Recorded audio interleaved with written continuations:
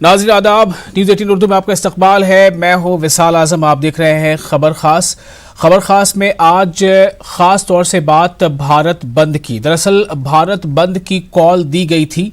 ये सवाल इसलिए है कि आखिर भारत बंद की कॉल क्यों दी गई थी।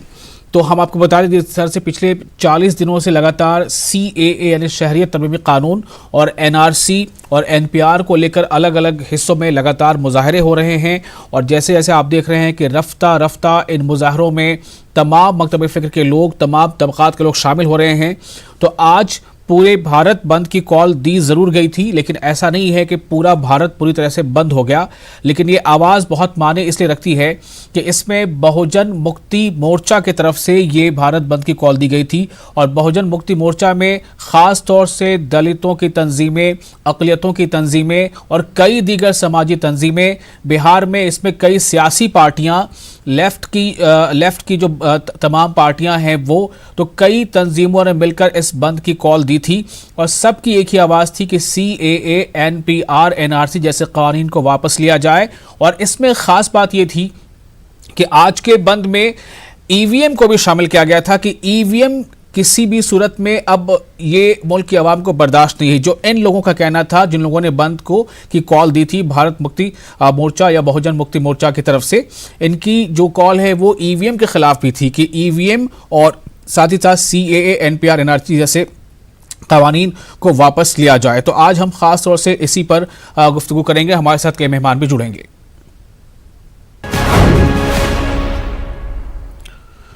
तो इससे पहले कि हम अपने मेहमानों के पास जाएं, सबसे पहले हम आपको 8 अहम खबरें दिखाना चाहते हैं स्क्रीन पर कि वो आज की 8 अहम खबरें क्या क्या हैं। सबसे पहली खबर ये है कि बिहार में जो जनता दल यूनाइटेड जो पार्टी है, उस पार्टी ने यानी नीतीश कुमार की पार्टी ने प्रशांत किशोर और पवन वर्मा को पार्टी से बाहर का रास्ता दिखा दिया है।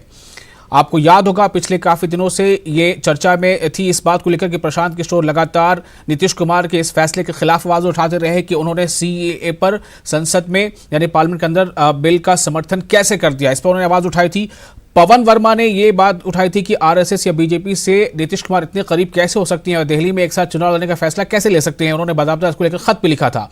तो अब ये खबर है कि नीतीश कुमार ने यानी JDU ने प्रशांत किशोर और पवन वर्मा को पार्टी से बाहर का रास्ता दिखा दिया है। दूसरी अहम खबर इसी से बिल्कुल मिलती जुलती और इसका जो एक दूसरा पहलू आप कह सकते हैं वो ये है कि दिल्ली में चूंकि चुनावी माहौल है, तो दिल्ली में नीतीश कुमार और अमित शाह अब साथ साथ हैं। इसका ऐलान इस तरह से हुआ है कि नीतीश कुमार और अमित शाह दोनों एक ही मंच से एक ही वक्त पर कैंपेन करेंगे। तो अब एक ही मंच भी साझा होगा। पवन कुमार को एक तरह से JDU का बड़ा जवाब है कि न सिर्फ ये कि नीतीश अब पूरी तरह से या JDU पूरी तरह से BJP के साथ है, बल्कि अब वो अमित शाह के साथ मंच साझा करते हुए इलेक्शन कैंपेन भी करेंगे। तीसरी अहम खबर यह है कि अनुराग ठाकुर और प्रवेश वर्मा को इलेक्शन कमीशन ने नोटिस भेजा है और साथ ही पार्टी से यानी BJP से कहा है कि स्टार कैंपेनर की लिस्ट से इन्हें बाहर किया जाए। खबर इस बात को लेकर है जो हमने कल भी आपके साथ शेयर किया था कि अनुराग ठाकुर ने और प्रवेश वर्मा ने कैंपेन के दौरान ऐसे अल्फाज और ऐसे मुहावरे, ऐसे नारों का इस्तेमाल किया था जो मजहबी मुनाफरत को, आपस में जो मेलजूल है उसे बहुत चोट पहुंचाते हैं, उसके लिए खतरा है। तीसरी अहम खबर के बाद अब चौथी खबर आप देखिए, ये है सीतामढ़ी की। आज जैसा मैंने आपको पहले बताया कि CAA, NRC, NPR और उसके अलावा EVM के खिलाफ और कई ऐसे कवानीन हैं जिनके खिलाफ आज जो भारत बंद किया गया था, भारत बंद की कॉल दी गई थी। तो उस दौरान सीतामढ़ी में दो ग्रुपों में झड़प हो गई। समझा यह जा रहा है कि झड़प जो है एक तरह से हामियों के दरमियान और जो इसके सपोर्ट में नहीं है, यानी जो CAA के सपोर्ट में है वो और जो CAA की मुखालिफत कर रहे हैं, उन दोनों के बीच झड़प हो गई है।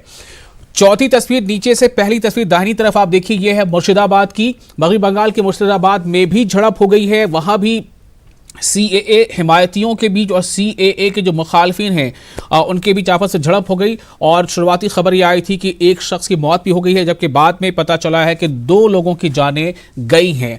वहीं जो इन तमाम चीज़ों के पीछे शाहीन बाग काफ़ी सुर्खियों में रहा है। शाहीन बाग में जिस तरह से उमर रसीदा बूढ़ी खवातीन ने जो एक तरह से डेरा जमाया है और जो धरना लगातार उनका जारी है सीए के खिलाफ, वो अब भी उस बात पर अटल है। उनका कहना है कि जब तक ये कवानीन वापस नहीं लिए जाते वो अपना धरना जारी रखेंगी, चाहे सर्द रात कितनी भी ज्यादा सर्द क्यों ना हो जाए। तो ये शाहीन बाग की तस्वीरें हैं और आप जानते हैं कि शाहीन बाग के तर्ज पर मुल्क के कई हिस्सों में, लगभग तमाम रियासतों में कई हिस्सों में कई शाहीन बाग जो हैं वो आज की तारीख में है जहां पर सीए के खिलाफ आवाज उठाई जा रही है। और ये आप देख रहे हैं नीचे से नीचे के रो में तीसरी तस्वीर, ये है मुंब्रा और औरंगाबाद की, यानी महाराष्ट्र के कई शहरों में बंद का खासा असर देखा गया है। हम आपको मुंब्रा और औरंगाबाद की तस्वीरें दिखा रहे हैं। वही जो आखिरी तस्वीर है वो पटना की तस्वीर है, अजमेर की तस्वीर है। पटना में भी और अजमेर में भी बंद जो है वो मनाया गया, ऑब्जर्व किया गया और सीएए और एनआरसी के खिलाफ आवाज बुलंद की गई।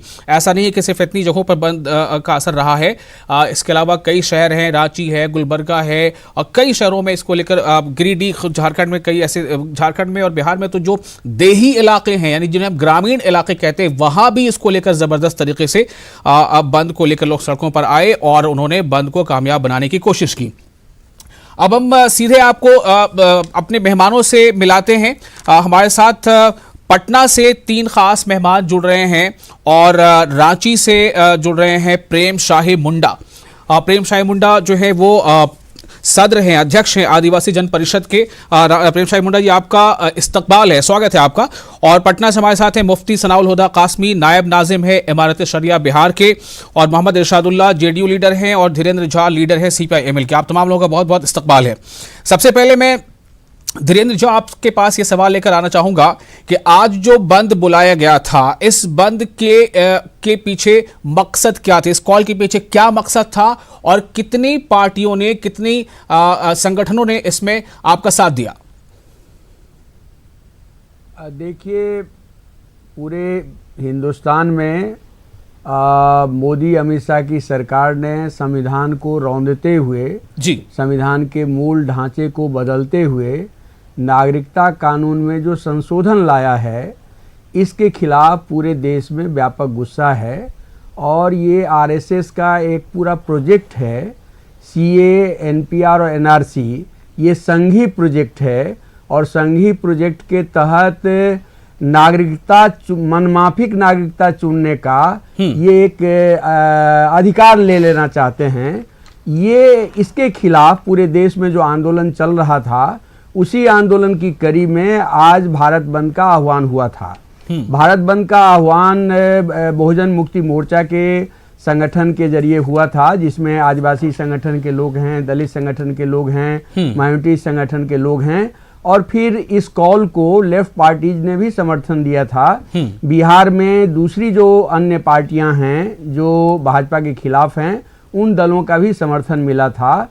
और ये इसका मूल उद्देश्य ये है कि ये सीए, एनपीआर और एनआरसी ये भारत के संविधान के खिलाफ है, यहाँ के आम नागरिक के जो नागरिकता का अधिकार है उसके खिलाफ है, इसलिए इसको वापस लिया जाए। आज के बंद की खासियत ये है जी, मैंने तो देखा है बिहार में कि ये जो सीए के खिलाफ, एनपीआर, एनआरसी के खिलाफ जो आंदोलन चल रहा था, इस आंदोलन में छात्र नौजवानों की बड़ी भागीदारी थी, महिलाओं की बड़ी भागीदारी थी, मेरे ख्याल से अक़लियतों की बड़ी भागीदारी थी, जगह जगह दलितों की भागीदारी हो रही थी। लेकिन ये जो बंद हुआ है, इस बंद में ग्रामीण क्षेत्रों में भी दलित गरीबों की व्यापक भागीदारी हुई है। ग्रामीण अंचल में भी बंद का व्यापक असर रहा है। अब दलित गरीब इस बात को समझ रहे हैं, आदिवासी इस बात को समझ रहे हैं कि जो सरकार हमारी जमीन छीन रही है, राशन की राशन छीन रही है, रोजी रोटी छीन रही है, शिक्षा स्वास्थ्य के अधिकार को छीन रही है, वही सरकार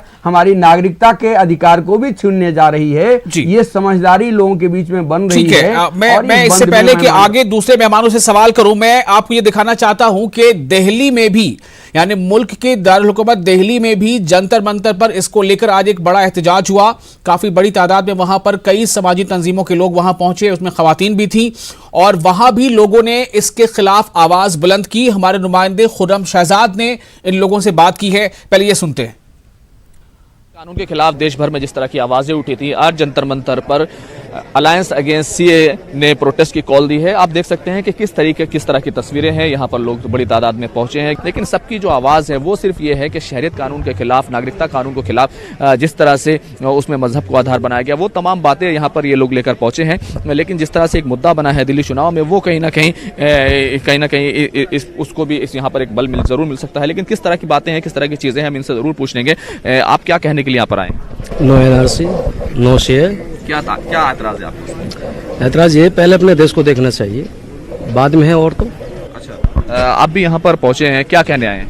एक्चुअल में जिस वक्त जो नीड है इस वक्त कंट्री की, उन मुद्दों पे नहीं हो रहा है, बात नहीं हो रही है। इस वक्त में क्या जरूरत है ये एनआरसी और एनपीआर और सीएए को लाने की, जबकि हम देख रहे हैं कि हमारे देश में जो हालात है, जीडीपी गिर रही है, रोजगार जो है गिरता चला जा रहा है। जितने रोजगार देने की बात की थी वो रोजगार तो नहीं मिल रहे हैं, बल्कि उनके अलावा उससे ज्यादा घटते जा रहे हैं। नौकरियां और छिन रही हैं लोगों की।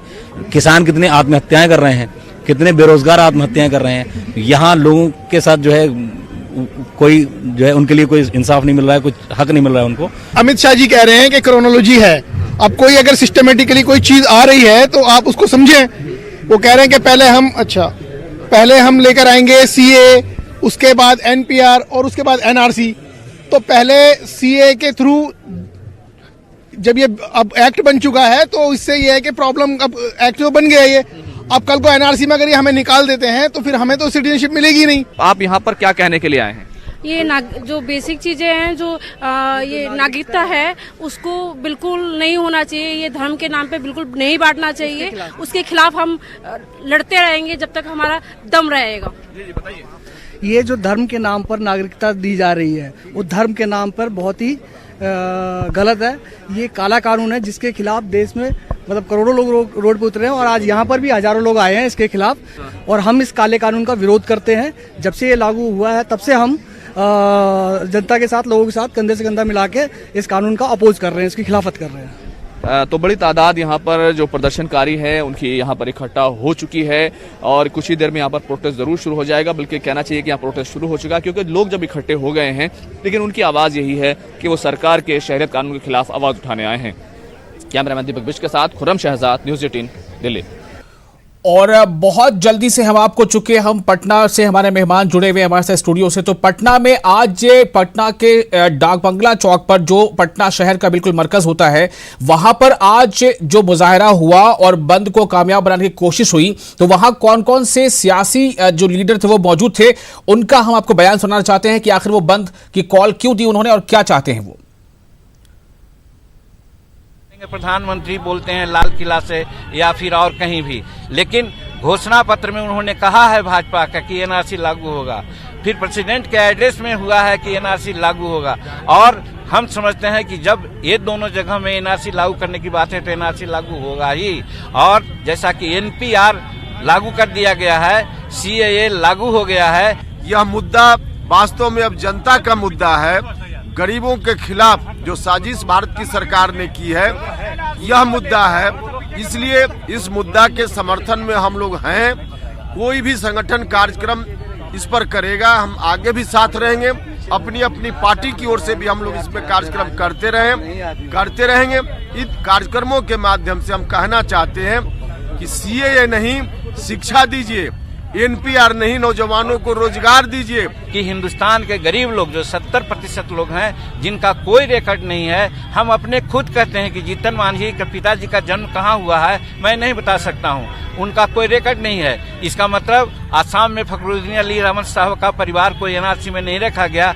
हो सकता है जीतन मांझी के परिवार को भी उनका नाम एनआरसी में नहीं रहे। ये तो अन्याय है, घोर अन्याय है। हम लोग मैं आपको याद दिला दूं कि इससे पहले भी सरकारें थीं, और उन सरकारों के खिलाफ भी विद्यार्थियों और युवाओं के आंदोलन का नेतृत्व पटना के इसी गांधी मैदान से जेपी ने किया था। इसीलिए ये बिहार की जिम्मेवारी है कि वो आगे आए। बिहार की जनता से ये अपील है कि वो आगे आए और देश को एक दिशा दिखाएं। इसी उम्मीद से ये मुहिम हम लोग शुरू किए हैं। और हम अब सीधे रुख करते हैं अपने मेहमान का। हमारे साथ पटना में बीरेंद्र जा से हमने बात की है। मुफ्ती सनाउल हुदा कासमी साहब भी हैं। मुफ्ती सनाउल हुदा कासमी साहब, कहा जा रहा है कि इमारत शरिया भी इस बंद को इस कॉल के पीछे है। आखिर क्यों? एक लंबा शायद ये वक्त हो गया कि कभी सीधे तौर पर इमारत शरिया जैसी तंजीमें किसी बंद में या किसी ऐसे आंदोलन में शामिल हो रही हैं। जी, ये जो बंद बुलाया गया था, इस पर इमारत शरिया ने इसकी तायीद की और कल हज़रत मौलाना मोहम्मद वली रहमानी दामत बरकातुहुम, जो अमीर शरीयत हैं इमारत शरिया के जी, उनकी सदारत में मुख्तलिफ़ सियासी पार्टियों के बड़ों की मीटिंग हुई और उसमें यह तय पाया कि हम इसका समर्थन करेंगे, हम इसको सपोर्ट करेंगे। इस बंद को इसलिए करेंगे कि हम जिस काम के लिए लड़ रहे हैं, CAA और के ख़िलाफ़ और NRC के ख़िलाफ़ और NPR के ख़िलाफ़, ये बंद इसी बुनियाद पर बुलाया गया है। हमारा कहना साफ साफ है, इमारत शरिया का मौक़िफ़ वाज़ेह है कि जो लोग भी इस काम के लिए आगे आएंगे, हुकूमतें कॉमन मिनिमम प्रोग्राम पर बना करती हैं। हम एहतजाज, धरने, मुज़ाहरे और बंद में ये इन तीनों के लिए जो आगे आएगा, इमारत शरिया उसके साथ है और पूरी क़ुव्वत के साथ है। हमने वो इंसानी जंजीर बनाने में भी भरपूर योगदान दिया था जी, और हम इस बंद में भी हमारे लोग पूरे बिहार के हर ज़िला में और देहातों तक में लोगों ने इस बंद को कामयाब तो क्या आपको ऐसा लगा कि इमारत शरिया ने जो पहल की है उसमें समाज के दीगर तबकात का साथ मिल रहा है, दूसरे समुदायों का साथ मिल रहा है? जी, मिल रहा है। सब जो पार्टियां हैं उन पार्टियों का सपोर्ट मिल रहा है, और बल्कि ये कहिए कि बंद तो उन्होंने बुलाया है, सपोर्ट हम कर रहे हैं और हमारे अफराद जहां कहीं भी हैं। इमारत शरिया के एक वफ्द ने नीतीश कुमार से भी मुलाकात की थी, क्या भरोसा दिया गया था? क्या वो भरोसे पर कायम नजर आ रहे हैं? हाँ, उन्होंने उस मुलाकात में ये कहा था कि हम NRC बिहार में नहीं होने देंगे, और इसका ऐलान वो अब भी कर रहे हैं। और NPR के सिलसिले में भी कल उन लोगों ने मीटिंग की थी और उसमें ये बात कही है कि हम 2010 या 2011 का जो NPR का रोल था, उसी के मुताबिक NPR अगर हुकूमत करवाएगी तो हम उसको मानेंगे। इरशादुल्लाह साहब, प्रेम शाही मुंडा जी, थोड़ा सा संयम रखिएगा, मैं आपके पास आ रहा हूं। इरशादुल्लाह साहब के पास चलते हैं, JDU के लीडर हैं। इरशादुल्लाह साहब, मेरा आपसे सवाल यह है कि नीतीश कुमार, JDU की पॉलिसी क्या होगी, ये साफ नहीं हो पा रहा है। पवन वर्मा, प्रशांत किशोर जैसे दिग्गज जो हैं, वो पार्टी को से बाहर का रास्ता दिखा दिया जाता है। नीतीश कुमार अमित शाह के साथ रैली में शामिल होने वाले हैं। क्या मैसेज जा रहा है? क्या ये जो लोग जमीन पर है, क्या उनको JDU की तरफ से कोई साफ मैसेज दिया जाएगा CAA को लेकर? देखिए, सबसे पहली चीज ये है कि हमारे मुख्यमंत्री आदरणीय नीतीश कुमार जी, वो हमारे नेता है, राष्ट्रीय अध्यक्ष है जी, वो उनका इंटरनल मामला है, इसको CAA और NCR से ना जोड़ा जाए। कैसे ये इंटरनल हो सकता है? हमारे इसको CAA और NCR से ना जोड़ा जाए, इसलिए कि वो जो भी हुआ है पवन वर्मा जी या प्रशांत किशोर के साथ जो है हमारे नेता का फैसला है, हमारी पार्टी लेकिन इन दोनों ने CAA, NCR और BJP के साथ JDU की दिल्ली में जो साठ गांठ है उसको लेकर ही आवाज उठाया था। नहीं, एक्चुअली ऐसा है कि उनका तो ये एक पेशा है, कहीं भी किसी भी स्टेट में। पवन वर्मा के बारे में क्या कहेंगे? उन्होंने खत लिखा था, पवन वर्मा ने खत लिखा था नीतीश कुमार जी को। ये ऐसा है कि उन्होंने क्या खत लिखा था, ये तो हमारे लीडर जाने, हमारे राष्ट्रीय अध्यक्ष जाने, हमारे हिंदुस्तान के तमाम लोगों को पता है, आपको नहीं मालूम? लेकिन आपको नहीं पता है खत में क्या था? ये मुझे पता नहीं है कि खत में क्या है, ये हमारे नेता फैसला करते हैं। और हमारे यहाँ अगर डिसिप्लिन नहीं है तो वैसे पार्टी के कोई भी नेता हो, उनको बर्दाश्त हमारी पार्टी, हमारे मुख्यमंत्री नहीं कर सकते हैं। CAA, NRC, NPR पे आपका क्या स्टैंड है? आपकी पार्टी का स्टैंड छोड़िए, आपका क्या स्टैंड है? मैं सबसे पहली चीज आपका क्या स्टैंड है बतला दूं कि मैं आपको, हमारे नेता का खुद स्टैंड है कि आज से 1 महीना पहले जितने भी हमारे बिहार के इदारे के जितने भी उलमा थे, हम लोग भी उसमें थे, हमारे मुख्यमंत्री ने साफ तौर से क्लियर कर दिया था कि मैं NRC किसी भी कीमत पे बिहार में लागू नहीं। उससे पहली सीढ़ी NPR है, उसके बारे में क्या कहेंगे? NPR की बात मैं आपको बतला रहा हूं कि NPR के कल खुले मंच से उन्होंने वो ऐलान किया है कि एनपीआर 2010 के फॉर्मेट में जो लाया गया था, अगर भारत सरकार उसको मान लेगी तो मुझे मंजूर होगा, वरना इस पे अमेंडमेंट करने के लिए। धीरेन्द्र झा जी, क्या आप मान रहे हैं इनकी बात को, इनकी बातों पे अमल हो पाएगा? कुछ कहना है आपको इस बात पर? बिल्कुल अमल होगा। हमारे धीरेन्द्र जी, हमारे नेता मेरा नीतीश कुमार जी जो कहते हैं वो करते हैं। मेरा साफ तौर पर कहना है कि नीतीश कुमार जी एक बार फिर पलटी मारे हैं। नहीं, उनको पलटी, वो जो कहते हैं, शुरू से मैं जानता हूँ ये हमारे नेता नीतीश कुमार जी जो कहते हैं वो करते हैं। आज तक उनका यही जो है, इन लोगों ने सवाल यही उठाया था कि आपने तो बातें रखी थी कि हमको आरएसएस मुक्त भारत बनाना है, और आरएसएस मुक्त भारत बनाने की बात आपने की थी, और एनआरसी को लेकर के भी आपने विरोध दर्ज किया था, लेकिन एनपीआर को लेकर, एनआरसी को लेकर के या सीए को लेकर के आपने समर्थन दे दिया लोकसभा के भीतर में। जी हाँ, बिल्कुल ये समर्थन दिया है। सीएबी जब बिल पे वोटिंग होती तो उनका जेडीयू ने वोट दिया इसके हक में, ये एक फैक्ट है बहरहाल। और लेकिन उन्होंने ये कहा है जरूर कि एनआरसी लागू नहीं होने देंगे, और एनपीआर पे उनका स्टेटमेंट है कि वो चाहते हैं कि पुराना जो था इससे पहले वही फॉर्मेट आए, इजाफी क्वेश्चंस ना हो। मैं जरा प्रेम साहिब मुंडा के पास चलता हूं, काफी देर से हमें सुन रहे हैं, रांची से हमारे साथ मौजूद है प्रेम साहिब मुंडा जी। झारखंड में जो देखा जा रहा है, आंदोलन हो रहे हैं, रांची की तस्वीरें भी हमारे पास है, आप दिखाएंगे। तो झारखंड में यह देखा जा रहा है कि दूर दराज ग्रामीण इलाकों में भी सीए के खिलाफ लोग आवाज उठा रहे हैं। क्या यह समझा जाए कि जो वजीर दाखिला यानी होम मिनिस्टर और पीएम साहब जो समझा रहे हैं कि यह शहरियत यानी नागरिकता देने का कानून लेने का नहीं है, क्या लोग समझ नहीं पा रहे हैं, या समझने के बाद भी लोग सड़कों पर आ रहे हैं? प्रेम साहिब मुंडा जी, मैं ये कहना चाहता हूं, जो जन क्रांति मोर्चा ने जो बंदी बुलाया था जी पूरे भारतवर्ष में, इसका हम लोग पूरे ग्रामीण स्तर पर और झारखंड में खासकर आदिवासी संगठन के लोग पूरा हम लोग मदद कर रहे हैं। इसलिए कर रहे हैं कि ये सीएए और एनआरसी का जो कानून है ये पूरी तरह से आदिवासी जन विरोधी कानून है और काला कानून है। इसलिए कि सबसे बड़ा वायलेशन आदिवासियों की जमीन पर होगा। क्यों लगता है कि सबसे बड़ा नुकसान आदिवासियों को होगा? नहीं, हमारा देश में 130 करोड़ जनसंख्या है, बाहर से लोगों को लाएंगे, कहाँ जमीन आपको मिलेगा? लेकिन आरएसएस और बीजेपी का एजेंडा है कि इस कमजोर व्यक्ति का जमीन छीनना। यहाँ झारखंड में भी सीएनटी एक्ट को संशोधन करने का प्रयास किया था 1 साल पहले, भूमि अधिग्रहण कानून को लाया था, और सबसे बड़ी चीज हमारी जो धर्म संस्कृति का आदिवासियों का है, खुदकटी जमीन को ही छीनने का प्रयास किया था। इसीलिए सबसे बड़ा देश में जो हम लोग 15 करोड़ आदिवासी हैं, सबसे बड़ा वायलेशन आदिवासियों की जमीन पर होगा। इसलिए इसका हम लोग पुरजोर विरोध करते हैं। और सबसे बड़ी चीज है सीएए में आपने ठीक है मुसलमान समाज को नहीं रखा, लेकिन हम लोग आदिवासी धर्म के लोग मानते हैं, ईसाई हैं, लेकिन ये पूरी तरह से जो है इस देश में आदिवासियों को समाप्त करने का एक राजनीतिक साजिश है। मैं स्पष्ट करना चाहता हूं, इस देश में सबसे बड़ी ताकत मुसलमान समाज है। यदि उसको हटा दिया जाता है तो सबसे बड़ा कूट के आदिवासी दलित को मारा जाएगा, और आज भी मारा जा रहा है संवैधानिक अधिकार को लेकर के, आरक्षण को लेकर के, जमीन को लेकर के। इसलिए हम इस आंदोलन के साथ हैं। लेकिन प्रेम साहिब मुंडा जी, हमारे जो प्रधानमंत्री है, वजीर आजम, उन्होंने कहा है कि जो इस देश का नागरिक है पहले से, उससे जरा भी डरने की जरूरत नहीं है। वो बोलते कुछ हैं और करते कुछ हैं। उन्होंने आदिवासियों की जमीन पर छीनना नहीं चाह रहे थे कि कोई डरने की जरूरत नहीं है, लेकिन संशोधन करने का प्रयास किया। और सबसे बड़ी चीज़ है ये 5वीं अनुसूचित क्षेत्र में है, उसको भी छेद करने का प्रयास किया।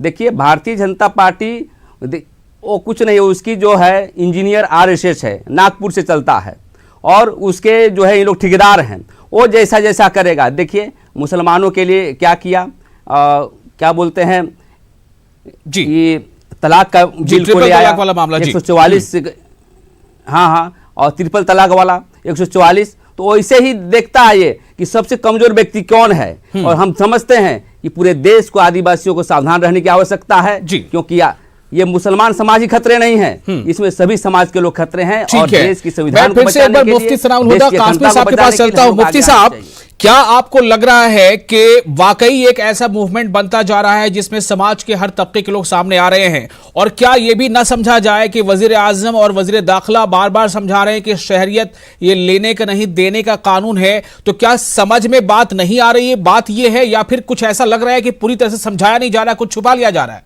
क्या मामला है?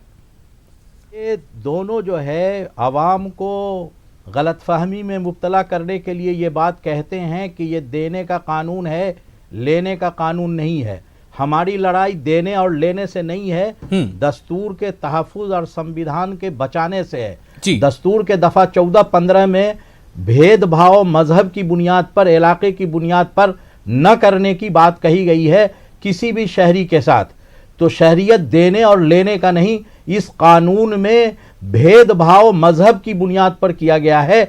चाहे वो देने के लिए हो वो भी गैर कानूनी है, और लेने की बात की जाए तब भी गैर कानूनी है। इस सीए की मुखालफत हम इस बुनियाद पर कर रहे हैं कि ये किसी के फेवर में नहीं जा रहा है। हिंदुस्तान के मुख्तलिफ तबकात के लोगों में एक आपसी टकराव की फिजा पैदा की जा रही है, और जो कुछ वो समझा रहे हैं वो समझा नहीं रहे हैं, गलतफहमी पैदा कर रहे हैं। इसलिए कि दफा दस्तूर में देने लेने की बात नहीं कही गई है। दस्तूर में कहा गया है कि भेदभाव मजहब की बुनियाद पर, नस्ल की बुनियाद पर, जात की बुनियाद पर, इलाके की बुनियाद पर यहाँ के शहरियों के साथ नहीं किया जाएगा। और हमारे वजीर दाखिला ऐसा कर रहे हैं और लोगों को गलत बताते हैं कि साहब ऐसा हम नहीं कर रहे हैं। ये दस्तूर के दफात की हिफाजत के लिए इमारत शरिया और मुख्तलिफ सियासी तंजीमें खड़ी हुई हैं, और इस पर जब तक ये काम नहीं होगा, सीए वापस नहीं होगा, एनआरसी एनपीआर का मामला खत्म नहीं होता, उस वक्त तक ये तहरीक जारी रहेगी। चलिए, बहुत बहुत शुक्रिया आप तमाम मेहमानों को और हमारे नाज़रीन का भी इस खास बातचीत में शामिल होने के लिए। तो नाज़रीन, आप न्यूज़ 18 उर्दू के साथ बने रहे। मुझे दीजिए इजाजत। आदाब।